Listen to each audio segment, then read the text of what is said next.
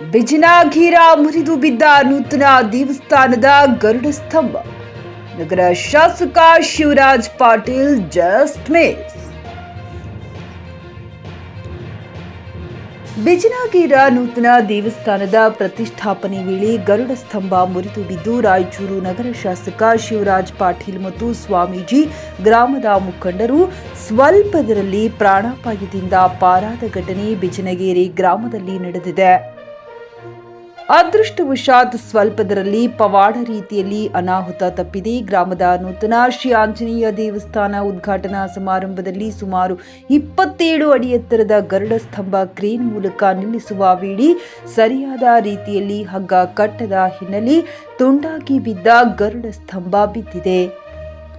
ಈ ವೇಳೆ ರಾಯಚೂರು ನಗರ ಶಾಸಕ ಡಾಕ್ಟರ್ ಶಿವರಾಜ್ ಪಾಟೀಲ್, ಕಿಲ್ಲೆ ಬೃಹನ್ಮಠದ ಶಾಂತಮಲ್ಲ ಶಿವಾಚಾರ್ಯ ಸ್ವಾಮೀಜಿ, ಬಿಜೆಪಿ ಕಾಂಗ್ರೆಸ್ ಮುಖಂಡರು, ಗ್ರಾಮಸ್ಥರು ಸೇರಿ ನೂರಾರು ಜನ ಸೇರಿದ್ದ ವೇಳೆ ನಡೆದ ಅವಘಡದಲ್ಲಿ ಅದೃಷ್ಟವಶಾತ್ ಯಾವುದೇ ಅಹಿತಕರ ಘಟನೆ ಜರುಗಿಲ್ಲ.